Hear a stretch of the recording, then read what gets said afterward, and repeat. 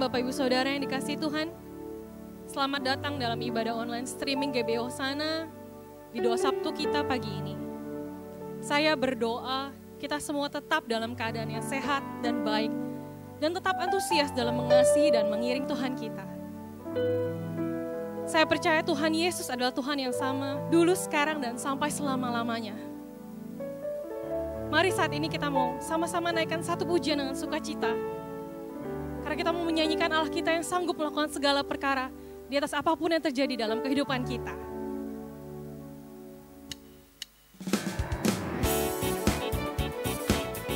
Terima kasih Tuhan, sebab Kau Allah yang setia.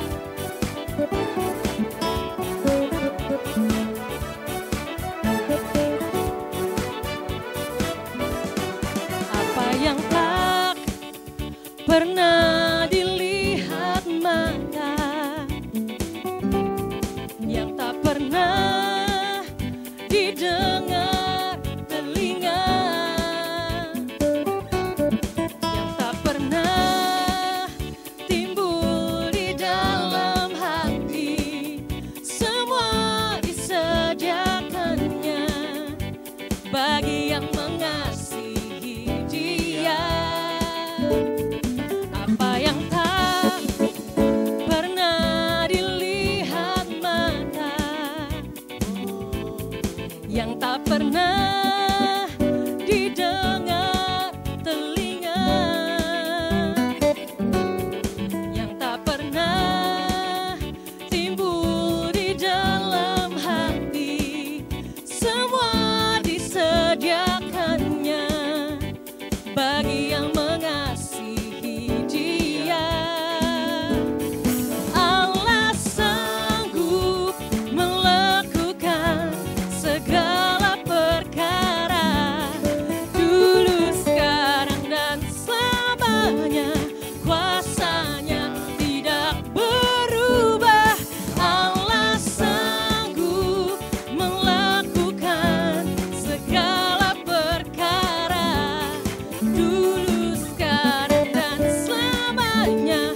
Kuasanya tak berubah. Mari kita naikkan sekali lagi pujian ini dengan iman kepada Tuhan. Kami percaya Tuhan, apa yang tak pernah dilihat mata, yang tak pernah didengar telinga,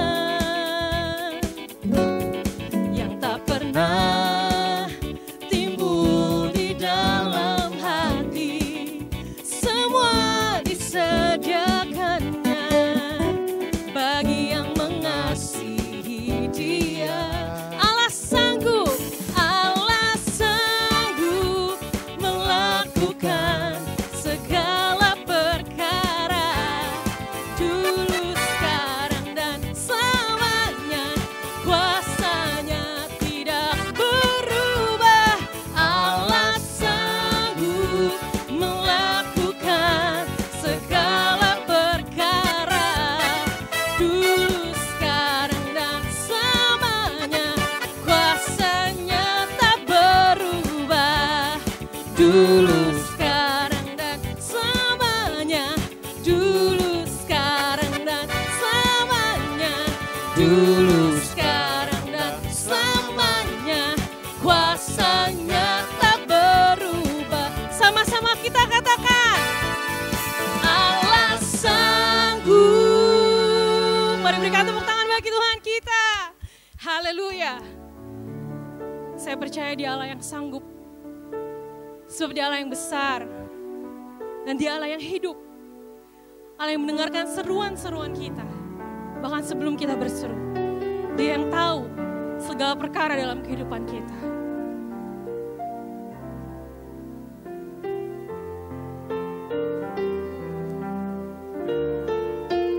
Mari kita mau datang di hadapan Tuhan dan serahkan hidup kita.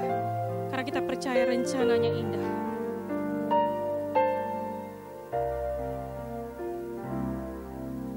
Dalam segala perkara, Tuhan punya rencana.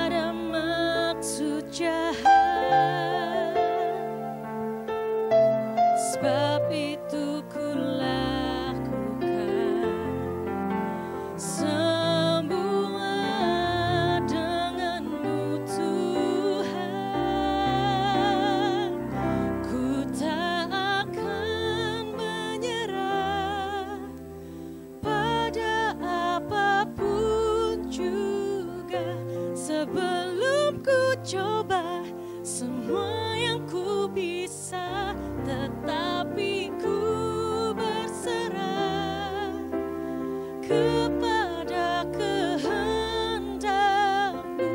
Hatiku percaya Tuhan punya rencana.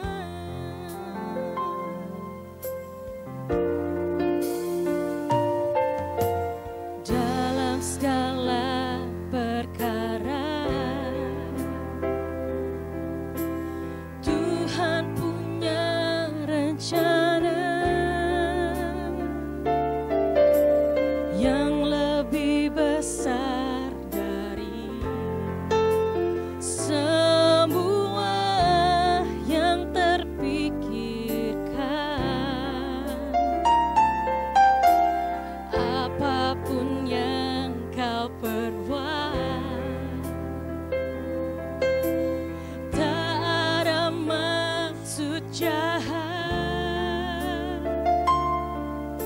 Sebab itu ku lakukan semua dengan-Mu Tuhan.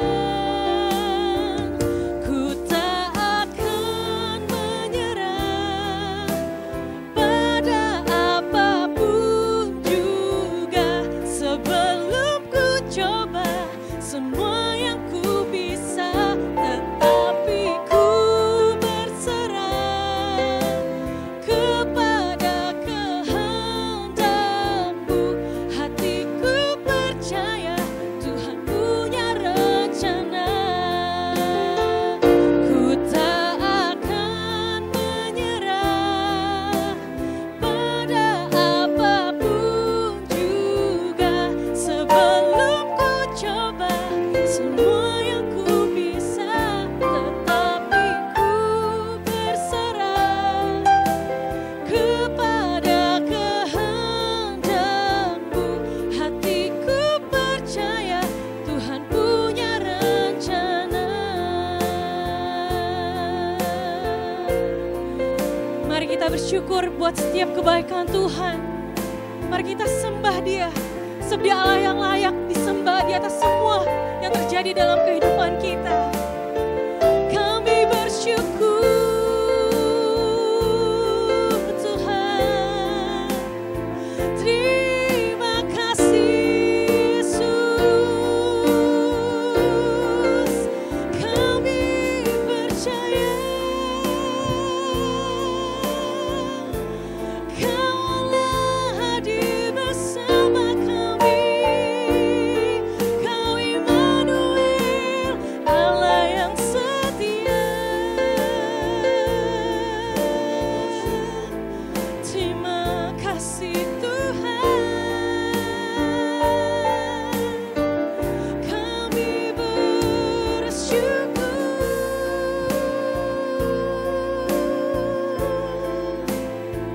Terima kasih. Terima kasih Tuhan. Terima kasih Yesus.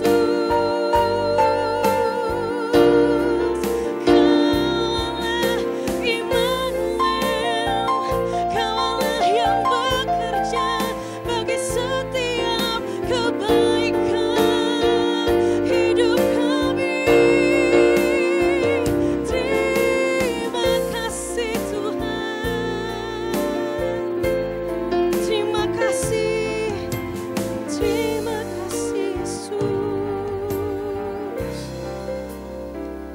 Ku tak akan menyerah pada apapun juga, sebelum ku coba semua yang ku bisa, tetapi ku berserah kepada kehendak-Mu.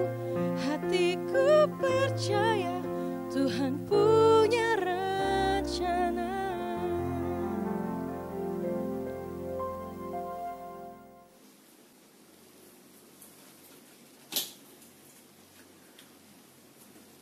Baru saja saya harus lepaskan charge dari handphone saya karena memang baterainya nyaris mau lowbat. Perlu dicas. Sering dipakai, sering dicas supaya tetap bisa connect dengan beberapa orang atau banyak orang yang ada di handphone saya. Seperti itulah sebenarnya kita, saudara. Kita perlu dicas setiap hari. Rohani kita, bahkan jiwa kita, bahkan tubuh kita. Nah saudara, pada kesempatan ini kita akan sama-sama akan dicas dengan firman Tuhan. Persiapkan hati dan keberadaan kita saat ini. Mari sama-sama kita satu dalam doa. Bapa Surgawi, di dalam nama Tuhan Yesus, terima kasih buat kesempatan ini Tuhan. Kami mau mendengarkan sebagian dari firman-Mu. Roh Kudus yang berbicara kepada setiap pribadi kami. Urapan Roh Kudus yang menyertai, mengurapi setiap kami yang percaya kepada Engkau Tuhan. Terlebih hamba-Mu yang sangat terbatas ini. Terima kasih Tuhan, Kau Tuhan yang kuatkan di antara kami yang lemah. Tuhan Yesus sembuhkan kami yang sakit di dalam nama Tuhan Yesus Kristus. Dan Tuhan juga yang melepaskan kami dari segala ikatan apapun yang Tuhan tidak kehendaki. Di dalam nama Tuhan Yesus Kristus. Biar kebenaran, damai sejahtera, dan sukacita oleh Roh Kudus menguasai hati pikiran kami senantiasa. Dalam nama Tuhan Yesus Kristus. Amin. Baik, Bapak Ibu Saudaraku yang dikasihi Tuhan Yesus. Apa yang kita harus lakukan? Apakah kita hanya berdiam diri saja? Bingung mau melakukan apa? Ada satu ayat firman Tuhan yang luar biasa yang kita akan jadikan pegangan dalam hari-hari ini, yaitu yang terambil dari Pengkhotbah 9 ayat 10. Firman Tuhan katakan seperti ini.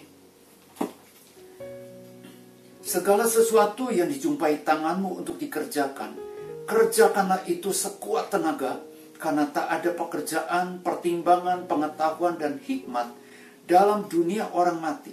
Kemana engkau akan pergi? Nah saudara, ayat itu dengan jelas dan dengan tegas katakan bahwa kita harus mengerjakan apa yang dijumpai tangan kita untuk kita kerjakan. Bukan sekedar kita kerjakan asal-asal, tapi kita kerjakan dengan sekuat tenaga, dengan maksimal. Saudara, Tuhan menghendaki kita menjadi pribadi yang produktif. Sekalipun di dalam masa-masa lockdown atau masa-masa kita masih stay at home, bukan berarti kita tidak bisa berbuat apa-apa. Sekalipun kita ada di rumah, kita tetap bisa produktif. Saudara, Tuhan menghendaki kita terus bergerak. Bergerak dan bergerak maju. Bergerak maju. Move forward. Bukan sekedar kita harus move on. Nah saudara, untuk lebih jelasnya, saya ingin sampaikan ada sebuah survei dari sebuah badan LSM tentunya, yaitu tentang kurva di mana posisi kita pada saat pandemik COVID-19 ini. Saudara, di sini dikatakan bahwa ada 3 zona. Zona yang pertama adalah zona ketakutan. Zona kedua adalah zona belajar. Zona ketiga adalah zona bertumbuh. Nah, di mana kita masing-masing kita berada? Di zona ketakutankah? Atau di zona belajar? Atau di zona bertumbuh? Nah, secara cepat saja saya ingin sampaikan bahwa zona ketakutan antara lain orang yang ada di zona ketakutan adalah orang yang beli stok masker, obatan, vitamin, termasuk sembako berlebihan. Takut terjadi kekurangan dan sebagainya. Takut. Yang kedua, orang yang ada di zona ketakutan itu sering menyebarkan rasa takut, marah, karena mudah tersinggung. Ya, selain itu juga orang yang ada di zona ketakutan, salah satu cirinya ya, juga suka mengeluh. Dan selain suka mengeluh dan sering suka langsung men-sharekan ya info apapun dari medsos. Ya, terutama mengenai perkembangan siapa yang meninggal, siapa yang menjadi korban. Nah, saya ada di sebuah grup, ya, ada sebuah grup di mana grup itu ada salah satu anggota grup suka sekali untuk menyebarkan berita tentang penderita COVID yang meninggal. Hampir tiap hari dia kabarkan si A meninggal, si B meninggal. Sampai dalam hati saya katakan, nih orang suka banget untuk menyebarkan tentang korban-korban yang meninggal karena COVID, ketimbang menyebarkan siapa yang sembuh, dan sebagainya. Wow. Nah, saudara, orang yang ada di zona ketakutan dalam masa-masa ini juga adalah cirinya mudah marah, mudah tersinggung, seperti yang tadi saya sampaikan. Nah, saudara, apakah kita ada di zona ketakutan itu? Saya berharap kita tidak ada di zona ketakutan. Kita sudah bergerak, maju lagi, yaitu di zona belajar. Bukan sekedar kita move on. Move on itu hanya berpindah. Nah, kalau orang yang ada di zona ketakutan bergerak, move on, tetapi mungkin move on-nya itu beli sembako dari Mart 1 ke Mart yang lain. Itu bukan move forward, move on. Tapi Tuhan mau adalah kita move forward. Dari zona ketakutan, mungkin awal-awalnya kita mengalami semua, saya juga mengalami. Tapi kita harus bergerak maju, tinggalkan itu, kita keluar dari zona ketakutan, masuk ke zona belajar. Nah, ciri orang yang ada di zona belajar apa? Yaitu belajar untuk menerima kenyataan seperti ini. Bukan hanya kita sendiri, bahkan boleh kata di seluruh dunia, hampir seluruh dunia mengalami itu semua. Ya, nah saudara, selain itu juga orang yang ada di zona belajar, mereka sudah tahu bahwa ternyata berita-berita yang negatif tentang COVID ini, apalagi berita hoax, saudara, itu membuat jadi depresi, takut, bahkan cenderung fobia tuh. Nah, saudara, orang yang ada di zona belajar itu sudah menghentikan atau tidak mau, atau paling tidak sedapat mungkin mengurangi berita-berita yang membuat dirinya menjadi cemas. Stop untuk membaca berita yang membuat cemas. Nah, selain itu juga mulai stop untuk belanja berlebihan. Orang yang belajar, ada di zona belajar, itu belajar untuk berhemat, ya kan, di dalam keluarga untuk soal keuangan. Ya, mulai atur-atur keuangan, kita bisa bedakan mana keinginan, mana kebutuhan. Nah, orang yang belajar seperti itu, orang yang ada di zona belajar, saudara, ada paling tidak ada lebih dari satu orang, ya, ibu-ibu mengatakan begini, ya, saya dengar bahwa ternyata ketika harus stay at home, di mana semuanya harus dilakukan di rumah, ibu-ibu juga pada masak di rumah, ya, anggota keluarga harus menikmati makanan di rumah, yaitu makanan seorang mama, seorang ibu, seorang istri. Saudara, ketika berjalan ternyata ibu itu, atau banyak yang katakan, terjadi penghematan yang luar biasa. Nah, saudara, ini masuk zona belajar. Selain itu apa? Orang yang ada di zona belajar ini, ya, stop untuk mengetikkan atau men-sharekan info dari medsos yang belum jelas atau tidak jelas kebenarannya. Ya, nah saudara, itu kurang lebih tipe orang yang ada di zona belajar. Nah, kita nggak mau hanya di zona belajar, hanya untuk protek diri sendiri. Tuhan mau kita menjadi pribadi yang produktif, yang bergerak, melakukan, mengerjakan apa yang kita bisa kerjakan dengan sekuat tenaga, tapi tidak lagi untuk keperluan diri sendiri dan keluarga. Kita bergerak maju, yaitu kita masuk di zona bertumbuh. Zona bertumbuh adalah, yaitu mulai memikirkan kepentingan orang lain, mulai memikirkan kebutuhan orang lain juga. Ya, ada banyak orang-orang yang mengalami kesulitan ekonomi, yang makan sehari-hari sudah sulit, termasuk mereka pengendara ojek online. Ya, nah saudara, orang yang ada di zona bertumbuh adalah orang yang mulai memikirkan kebutuhan mereka juga. Nah, orang yang bertumbuh adalah orang yang menggunakan segala bakat kemampuannya untuk mereka yang membutuhkan, selain buat keluarga, juga diusahakan untuk menjadi berkat buat mereka. Saudara, orang yang ada di zona bertumbuh ini adalah orang yang penuh kasih sayang, belajar mengaktifkan kepedulian, kasih sayangnya, selain kepada keluarga, juga kepada orang lain, kepada sesama. Jadi tidak lagi fokus kepada berita-berita negatif dan sebagainya yang membuat jadi cemas, ya, sehingga nggak bisa berbuat apa-apa. Saudara mulai memperhatikan kepentingan orang lain. Juga selain itu, orang yang ada di zona bertumbuh ini adalah orang yang belajar terus untuk menjaga emosi, ya, tetap menjaga bahagianya, sukacitanya bersama dengan keluarga, menikmati saja. Oh, luar biasa. Saya sangat yakin saudara dan saya mau ada di zona bertumbuh. Atau saudara mungkin ada banyak di antara saudara yang sudah berada di zona bertumbuh. Dan terimalah ini sebagai peneguhan buat saudara dan saya. Saudara ingat, ada satu firman katakan, hati yang gembira adalah obat yang manjur, tetapi semangat yang patah mengeringkan tulang. Dalam masa-masa ini kita perlu menjaga hati kita tetap gembira, tetap bahagia. Dengan cara seperti apa? Tempatkan diri kita atau pastikan kita berada di zona bertumbuh. Nah saudara, untuk lebih jelasnya lagi, saya ingin sampaikan ada sebuah kisah di Alkitab, yaitu tentang 4 orang kusta yang berada dalam kondisi yang sangat-sangat memprihatinkan, lebih dari kondisi kita mungkin yang ada pada saat ini di pandemi COVID-19. Nah, kita sama-sama baca dari 2 Raja-Raja 7 ayat 3 sampai 10. 2 Raja-Raja 7 ayat 3 sampai 10. Demikian firman Tuhan katakan seperti ini, kondisi di mana bangsa Israel, khususnya di ibu kota itu Samaria, sedang dikepung oleh tentara musuh. Dikepung itu berhari-hari, berbulan-bulan, sampai terjadi kelaparan begitu amat sangat. Nah, kelaparannya ini terjadi sampai-sampai harga-harga di ibu kota atau di negara itu melambung tinggi.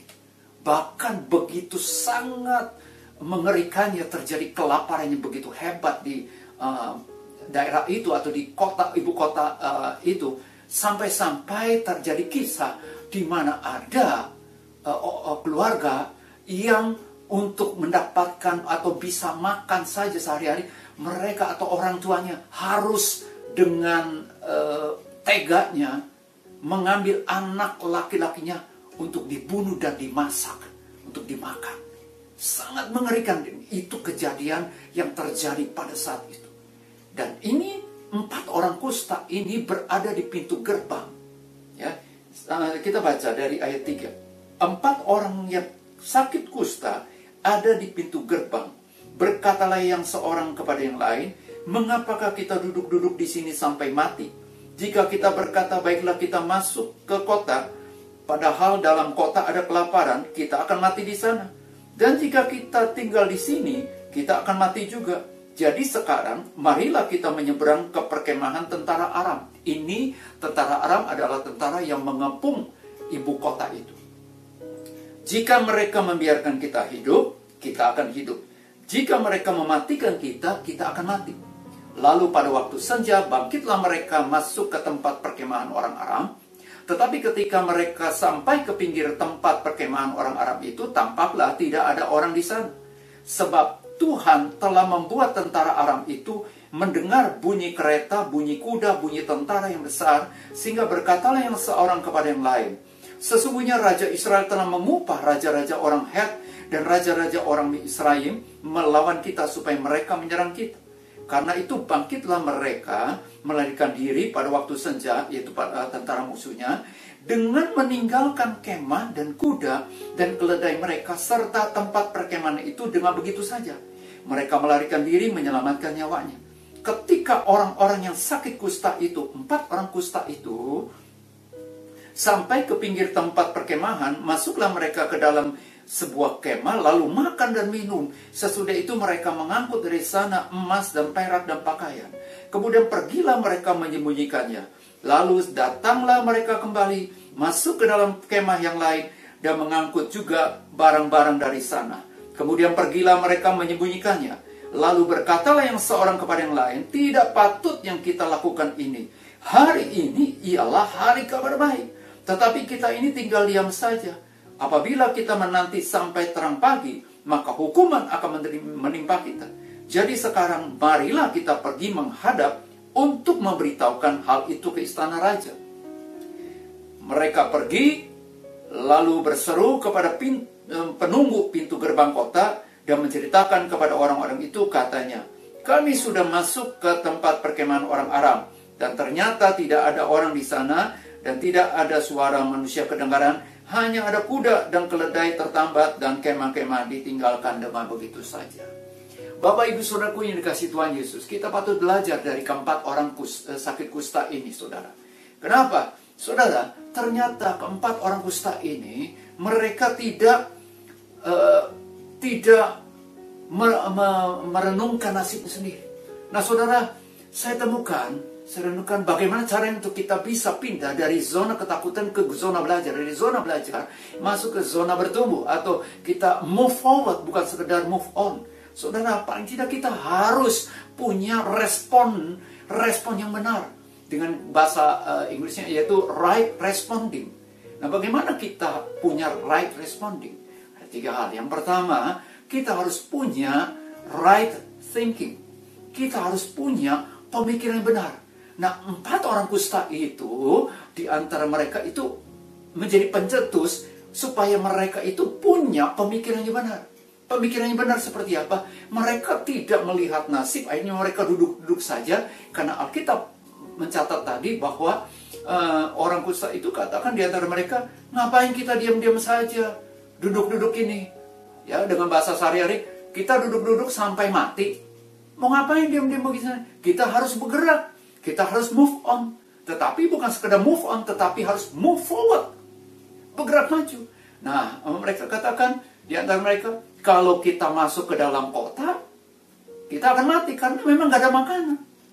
Tapi kalau kita diam saja juga mati di sini, nah kita satu-satunya tempat yaitu yang menjanjikan harapan, yaitu kita ke tempat musuh. Ya terserah saja, kita pasrah.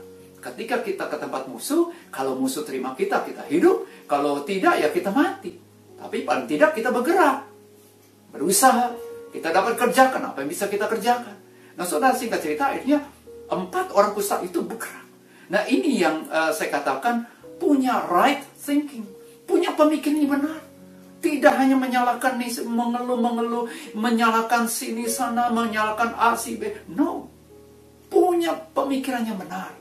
Mulai dari right thinking. Tapi selain right thinking, ternyata pemikiran benar itu menghasilkan hasil yang benar. Mereka mengalami kelimpahan berkat. Seperti tadi yang kita sudah baca. Namun ternyata orang yang mau terus bergerak, move forward, tidak berhenti sampai di situ saja, bergerak terus, bertumbuh, mulai memikirkan orang lain. Nah ini saya ingin sampaikan, ini hal yang kedua, yaitu selain right thinking, right feeling. Punya perasaan yang benar. Artinya apa? Berempati juga, bersimpati terhadap orang-orang lain, terhadap sesama. Nah orang-orang kusta ini juga punya pemikiran, nggak baik nih kalau kita hanya menikmati sendiri. Ya sekalipun makanan kita seperti apalagi saat ini kita berkelimpahan. Sementara saudara kita di dalam kota sana mengalami kelaparan. Tidak baik buat kita hanya berdiam sendiri, menikmati sendiri. Bahkan kita akan berdosa, bersalah.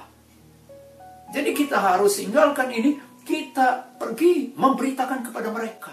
Supaya mereka juga ikut sama-sama menikmati. Wow, ini yang namanya punya perasaan yang benar. Merasakan, belajar, ikut merasakan apa yang sesama rasakan. Right feeling.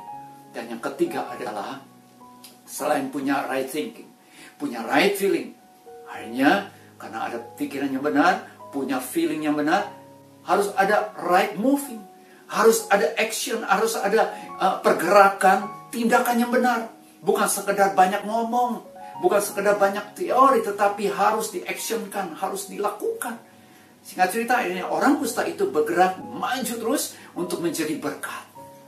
Nah, akhirnya kita tahu sama-sama kalau saudara baca itu seluruh perikop atau seluruh pasal itu, saudara, seluruh penduduk di ibu kota itu mengalami kelimpahan berkat dari Tuhan. Akibat dari 4 orang kusta ini. Luar biasa saudara. Saya ingin sampaikan sekalipun orang kusta atau keempat orang itu mengalami sakit kusta. Kalau secara adat itu dikatakan orang-orang itu najis, tapi hatinya mulia. Ya, kelihatannya dia mengalami penyakit kulit yang kotor, tetapi hatinya bersih. Dan ini tipe orang yang berada di zona bertumbuh dan bertumbuh dan bertumbuh. Bergerak maju, bergerak maju, dan bergerak maju. Terus move forward. Nah, Bapak Ibu Saudaraku yang kasih Tuhan Yesus, saya kutip kembali Pengkhotbah 9 ayat 10. Tadi katakan, segala sesuatu yang dijumpai tanganku, untuk dikerjakan, kerjakanlah itu sekuat tenaga dengan segala keberadaan kemampuan kita. Karena tidak ada pekerjaan, pertimbangan, pengetahuan, dan hikmat dalam dunia orang mati, kemana engkau akan pergi.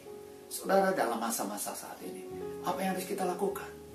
Saudara, kita bisa lakukan, yaitu apa?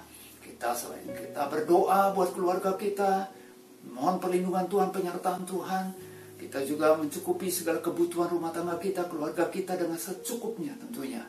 Ya, tapi selain itu kita perhatikan kepentingan orang lain juga. Ya, kita bisa share, yaitu kabar baik. Ketika mereka ada di antara mereka yang khawatir, takut, kita sampaikan ada Yesus yang adalah juru selamat yang mampu memberikan damai sejahtera. Tapi selain itu kita berdoa buat mereka, berdoa buat rakyat Indonesia, berdoa buat pemerintah negara Indonesia. Kita berdoa, selain berdoa, kita juga action, berbagi apa yang bisa kita bagikan. Kita share, misalnya kita bisa berbagi sembako. Saudara, ada salah satu anggota Komsel, dia memasak sesuatu masakan dan mereka bungkus. Ya, keluarganya bungkus dan berbagi, membagikan kepada orang-orang yang dijumpai mereka. Dan itu yang bisa kita lakukan juga. Apa yang saudara dan saya bisa lakukan, lakukanlah.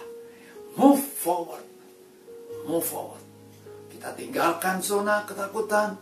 Kita mulai bergerak, bukan hanya sampai zona belajar, tapi zona bertumbuh. Kita terus mau menjadi berkat, menjadi berkat, menjadi berkat. Saya sangat yakin. Karena ini adalah firman Tuhan. Ada kasih karunia Tuhan yang menyertai saudara dan saya. Ada hikmat Tuhan yang akan menyertai saudara dan saya. Ya, nah ini yang kita bisa lakukan. Dan terakhir saya ingin tutup bahwa kita perlu terus bertekun dalam firman Tuhan. Karena inilah yang menjadi sumber hikmat kita. Apa yang harus kita lakukan. Tuhan Yesus memberkati.